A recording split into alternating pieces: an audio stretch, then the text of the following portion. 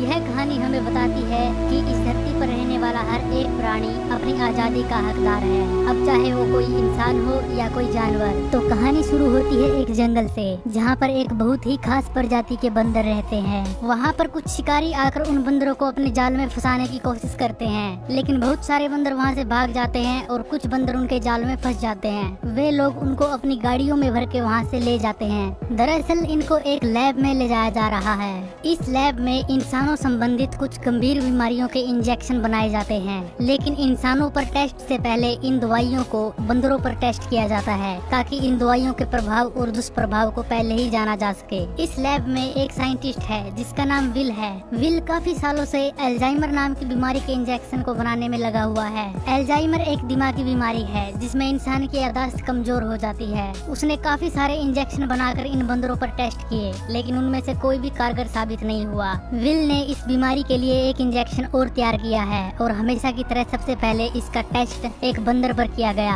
और इसके नतीजे बहुत ही कारगर साबित हुए। इस दवाई से बंदरों की याददाश्त ही नहीं बल्कि सोचने और समझने की शक्ति भी बढ़ी और उनके IQ लेवल में भी काफी बढ़ोतरी हुई। विल ये नतीजे देखकर बहुत खुश हो गया और अपने बॉस के पास गया। विल ने अपने बॉस को बताया कि यह दवा इंसानों पर टेस्ट करने के लिए तैयार है। आँखों में हरे चकत्ते पड़ने के अलावा इसका कोई भी दुष्प्रभाव नहीं हुआ है।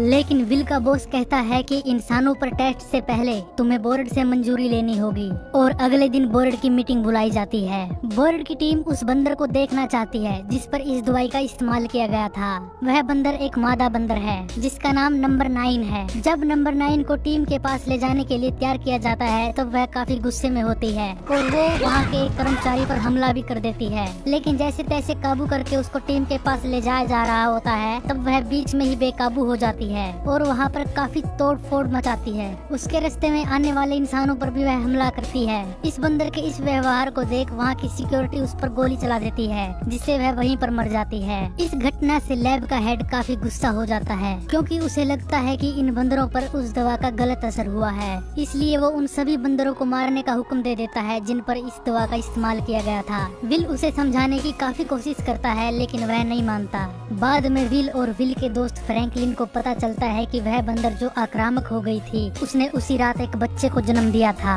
और वह उस दवाई के कारण आक्रामक नहीं हुई थी। वह सिर्फ अपने बच्चे को बचाने का प्रयास कर रही थी, लेकिन अब काफी देर हो चुकी थी। सभी बंदरों को मारने का ऑर्डर दिया जा चुका था। लेकिन विल का दोस्त फ्रैंकलिन विल से कहता है कि तुम इस बच्चे को अपने घर पर ले जाओ। विल इसके लिए उसे मना कर देता है, लेकिन फ्रैंकलिन कहता है कि तुम इसे कुछ दिन के लिए ले जाओ, बाद में मैं तुम्हारे पास से इसको ले जाऊंगा। किसी तरह विल इसके लिए राजी हो जाता है और वह उसे अपने साथ अपने घर ले जाता है। विल के घर पर विल और उसके पिता के अलावा और कोई नहीं रहता। विल के पापा को भी वही बीमारी है जिसकी दवाई बनाने के लिए विल काफी सालों से मेहनत कर रहा है। विल अपने पापा को उस बच्चे से मिलवाता है। विल का पापा उसे देखकर काफी खुश हो जाता है। विल उस बच्चे की देखभाल करना शुरू कर देता है। वह नोटिस करता है कि इस बच्चे का दिमाग भी काफी तेज है। इसे कोई भी काम दोबारा बताने की जरूरत नहीं होती। सामान्यतः वह जितने समझदार होते हैं उससे वह कई ज्यादा समझदार है। हरे रंग के चकत्ते जो उस दवाई के दुष्प्रभाव के कारण इसकी माँ की आंखों में पड़े थे, वैसे ही हरे चकत्ते इसकी आंखों में भी हैं। विल तुरंत समझ जाता है कि जब इसकी माँ पर वह दवाई इस्तेमाल की गई थी तब यह गर्भ में था और उस दवाई का असर इस पर भी हुआ है, जिसके कारण इसका दिमाग काफी तेज है। उसके तेज दिमाग के लक्षणों को देखते हुए विल ने उसे घर पर ही रख लिया। इंसानों के बच्चे जो सब कुछ 4 साल में कर पाते हैं वो सब कुछ वह 1 साल की उम्र में ही कर रहा था। जब तक वह 2 साल का हुआ उसने काफी सारे शब्द सीख लिए थे। वह अपने कपड़े भी खुद ही पहन लेता था।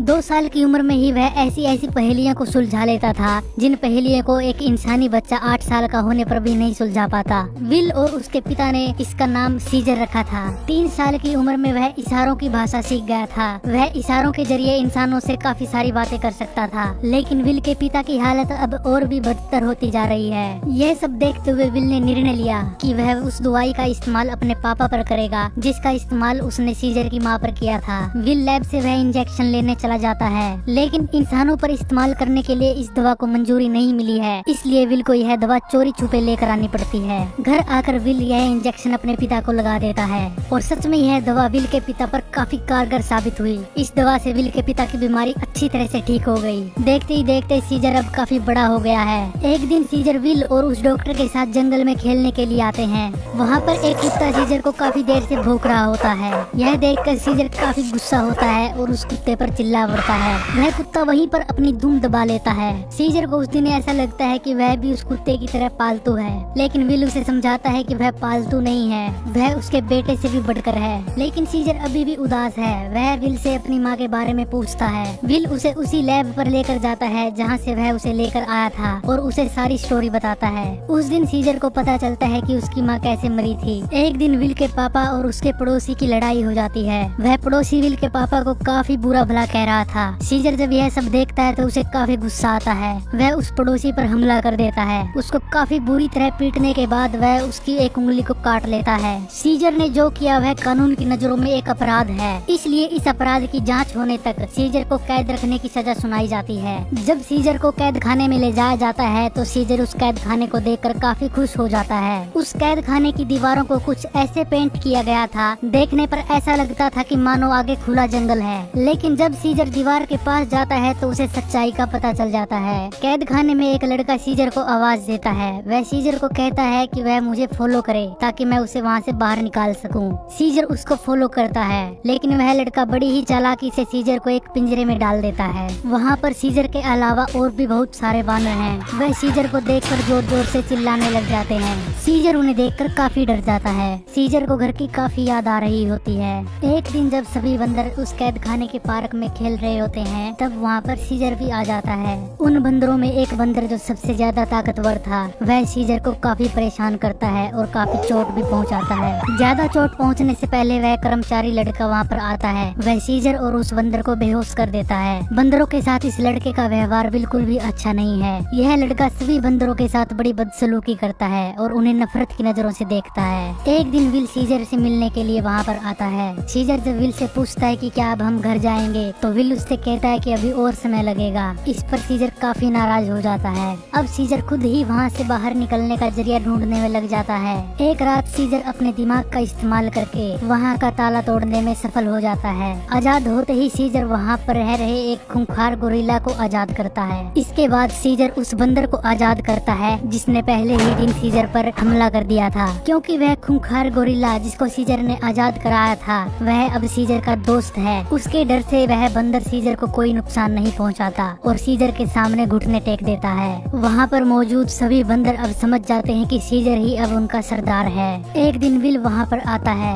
विल सीजर के पास जाता है। वह सीजर से कहता है कि चलो घर पर चलो, मैं तुम्हें लेने आया हूँ। लेकिन अब सीजर घर पर नहीं जाना चाहता। घर पर जाना भी वह एक कैद खाने की तरह ही समझता है। सीजर के रवैये से विल समझ जाता है कि सीजर अब घर पर नहीं जाएगा, इसलिए विल वहाँ से अकेला ही चला जाता है। सीजर के इस फैसले से वहाँ पर मौजूद सभी वानर काफी खुश हो जाते हैं। सीजर चाहता तो आसानी से उस कैद खाने से भाग सकता था, लेकिन उसका मकसद वहाँ पर कैद सभी वानरों को भी आजाद कराने का है। लेकिन सभी वानर सीजर जितने होशियार नहीं है। सीजर चाहता है कि सभी वानरों के दिमाग की क्षमता उसके जैसी हो जाए। इसके लिए सीजर को उसी दवा की जरूरत है जिसकी वजह से सीजर खुद इतना होशियार है। इसलिए वह एक रात उस कैद खाने से भाग जाता है, क्योंकि उसे पता है कि वह इंजेक्शन उसको अपने घर के फ्रिज में रखे मिलेंगे। इसलिए वह सीधा अपने घर पर जाता है। वहाँ से वह 2 इंजेक्शन चोरी करके ले आता है। लेकिन अब की बार इस दवा को बदल दिया गया है, यानी इस दवा को इंजेक्शन से गैस के रूप में बदल दिया गया है। सीजर उस दवाई को पूरे कैद खाने में फैला देता है, जिसकी वजह से वहाँ पर मौजूद सभी वानर उस गैस को इनहेल कर लेते हैं। अगली सुबह सीजर देखता है कि सभी की आंखों में हरे चकत्ते आ गए हैं, यानी इस दवा का असर सभी वानरों पर हो चुका है। लेकिन अभी भी वे सभी वानर इतने समझदार नहीं हैं, इसलिए सीजर उनको ट्रेनिंग देना शुरू कर देता है। क्योंकि सीजर खुद भी एक वानर है, इसलिए उसे ज्यादा समय नहीं लगता उन सभी वानरों को ट्रेन करने में। एक रात वह लड़का जब उन सभी वानरों को खाना देने आता है तो वह देखता है कि सभी वानर अपने अपने पिंजरे में हैं, लेकिन सीजर अभी भी उसी पार्क में खड़ा है। वह सीजर के पास जाता है और उसे अंदर जाने के लिए कहता है। इस पर सीजर जोर से चिल्लाता है। वह कहता है नहीं। यह देखकर कि यह वानर बोल सकता है, वहाँ पर मौजूद सभी वानर और वह लड़का दंग रह जाते हैं। सीजर उस लड़के को पंच मार के बेहोश कर देता है और जोर जोर से नहीं नहीं चिल्लाने लग जाता है। इसके बाद सीजर सभी वानरों को आजाद कर देता है। जब वहाँ पर मौजूद एक और कर्मचारी उन वानरों को बेहोश करने के लिए आता है तो सभी वानर झपट कर उस लड़के को पकड़ के ले आते हैं।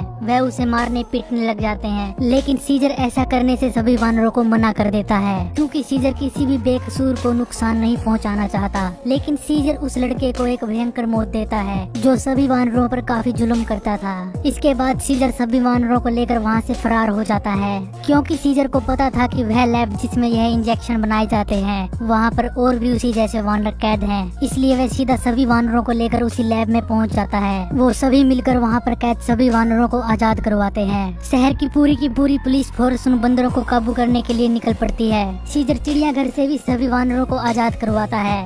सभी वानर पूरे शहर में फैल जाते हैं। उनमें से सभी होशियार बंदर पुलिस का सामना भी कर रहे होते हैं। सीजर सभी वानरों को जंगल की ओर लेकर बढ़ता है, लेकिन जंगल तक पहुंचने के लिए उनको एक ब्रिज को क्रॉस करना पड़ेगा, क्योंकि आगे से इस ब्रिज को पुलिस ने ब्लॉक कर दिया है। इसलिए इस ब्रिज पर काफी भारी जैम लगा हुआ है। विल को इस सब की खबर लगती है तो वह भी उस पुल पर पहुँच जाता है। सीजर देखता है कि पुलिस ने सभी वानरों को दोनों तरफ से घेर लिया है। पुलिस को ऑर्डर मिले हैं कि सभी वानरों को खत्म कर दिया जाए, इसलिए रास्ते में आने वाले हर एक वानर को वह मारते हुए चलते हैं। इसके उल्ट सीजर पुलिस वालों का रास्ता जरूर रोकता है, लेकिन किसी भी पुलिस वाले को जान से नहीं मारता। ब्रिज पर भी पुलिस वानरों पर अंधाधुंध फायरिंग करती है, लेकिन वानरों की तादाद पुलिस से ज्यादा थी, इसलिए वह पुलिस पर काबू कर लेते हैं और पुलिस को वहाँ से खदेड़ देते हैं। इस लड़ाई में कई वानरों की भी जान चली जाती है। आखिरकार सभी वानर जंगल में पहुँच जाते हैं। विल भी उनके पीछे पीछे गाड़ी लेकर चला जाता है। विल सीजर के पास जाता है। वह सीजर से कहता है कि चलो घर पर चलो, लेकिन सीजर उसके कान में कहता है कि जंगल ही अब सीजर का घर है। यह सुनने के बाद विल सीजर के साथ ज्यादा बहस नहीं करता। वह सीजर को जंगल में जाने के लिए इजाजत दे देता है और ये कहानी यहीं पर खत्म हो जाती है।